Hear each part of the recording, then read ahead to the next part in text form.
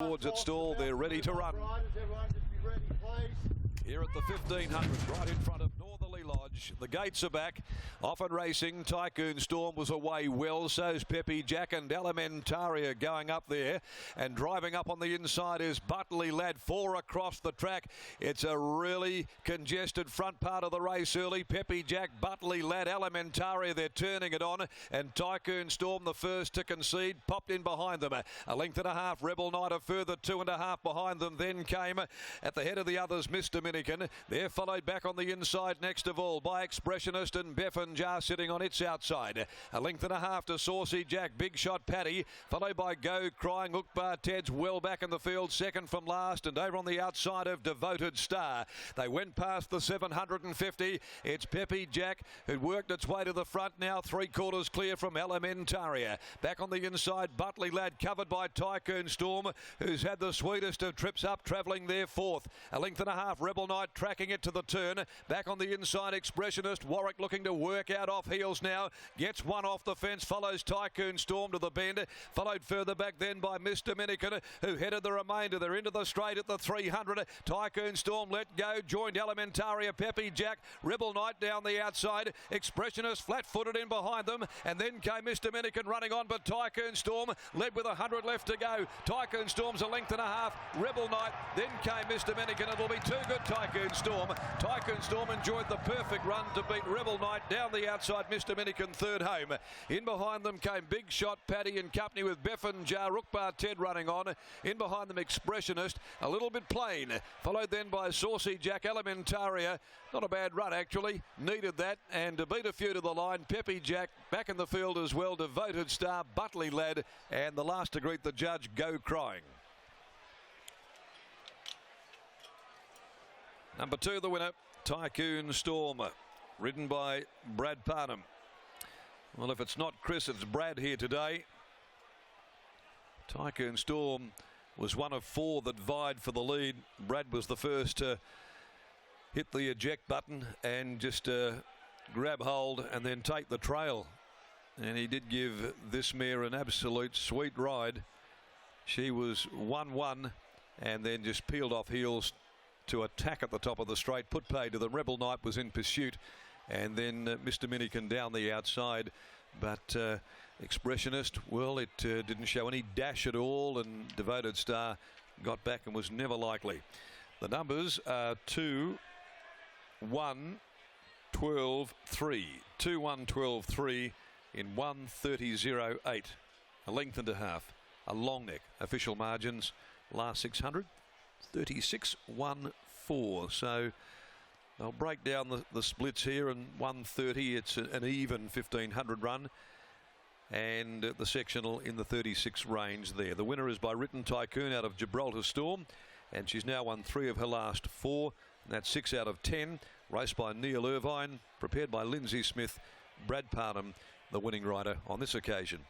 Second, Rebel Knight by Universal Ruler from Rebel Sister, Mitchell Pateman for Darren McAuliffe, and Miss Dominican third in by Blackfriars out of 5 fields, Fred Kersley, the trainer of this mare, ridden by Jade McNaught. Now the next today will be the feature, the Crown Perth 3-year-old Classic, over 1,000 metres, the return of the undefeated filly Clairvoyance, and up against Gemma's Son, who was explosive first up. Wonderful field here of 3-year-olds to line up in race number 7. But in the meantime, let's head down to the winners' enclosure and catch up with Brittany Taylor, and down there at the moment with Donna Reardon. I am indeed. I have Donna down in the yard. And Donna, talk us through the early stages of the race. The gates open, there's 4 across the track.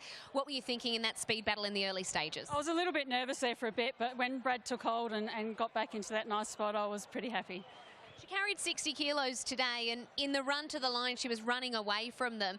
Were you expecting that sort of performance today? She seems to carry the weight really well. She carried a 59.5 last start and did it quite easily. So I was reasonably confident she carried the weight. It was just our biggest nervous time is getting into the gates. And that is the thing, isn't it? She has the blindfold on. Talk us through the issues you've had with her in the gates. Oh, she's actually a beautiful horse, but just as soon as the jockey gets on, she sort of carries on a little bit and she balks a bit going to the gates. She can be a bit of a problem, but she seems to be getting better. She jumps out quick and she runs along quick. What's in store for her this campaign? She's already proven she's really a winner. Yeah, I'm sure Lindsay's pretty happy and he'll have a plan for her. Congratulations on the win. Well done. Nice way to start, Ascot. Absolutely. Thank you. Donna Reardon opens the account here with Tycoon Storm, victorious in race number 6. A nice effort to Scott and a good ride, I thought, from Brad Parnham. Just summed it up nicely to get in the world perfect spot where there was a little bit of speed in the first 100 metres. There certainly was when Alimentaria was coming across from the outside, Britt. They were going pretty quick early. We'll grab Brad Parnham for a word after the win of Tycoon Storm. It was a pickup ride for Bradley last start. You were able to give her a peach, and that's the way it panned out again today. Brad, well done. Yeah, thanks, Scott. It was a good effort today. I thought we were I probably had to do a little bit of work to get across into the 1-1 today, but once I got there, we're always travelling quite comfortably, and yeah, I felt like the winner a long way out. Still had to do the job, so I was grateful with the way it ran the line. Watching the race unfold, it always looked like you were probably going to hit the front earlier than what you would have ideally liked, but she toughed it out well. Yeah, that's right. You know, the two that were in front of me probably weren't really going to take me that far, and I knew that, but I just wanted to cuddle it until it hit the front on its own, and when it did, I pressed the button, and yeah, it was a pretty strong effort in the end to carry the 60 and finish off as well as it did. She's now won 6 from 10. What sort of heights do you think she can get to? Oh, I mean, I don't know, really. I think Lindsay's probably doing the right thing, just sort of taking it step by step and not throwing her in the deep end too quickly, but the way it's winning, it should progress through, and I see many more wins in the future for this horse. Going to be a tough ask in the next for Queen Brown. What are you hoping for her? Yeah, it's probably going to be a bit short. I say the speed's going to be pretty hot, so I'll probably end up midfield or a little bit worse, and if I can run home into sort of 5th or 6th, I'd be really happy with that run, because she's going towards the champion fillies. So, you know, as long as she's hitting the line, I'd say they'd be very happy with that. Congratulations, Brad. Well done. Thank you. But Tycoon Storm riding the winner for Lindsay Smith. Up next is the Crown Perth 3-year-old Classic, the feature of the day. We have been waiting to see Clairvoyance back at the races, and we can do so in 25 minutes. Join us then after this break.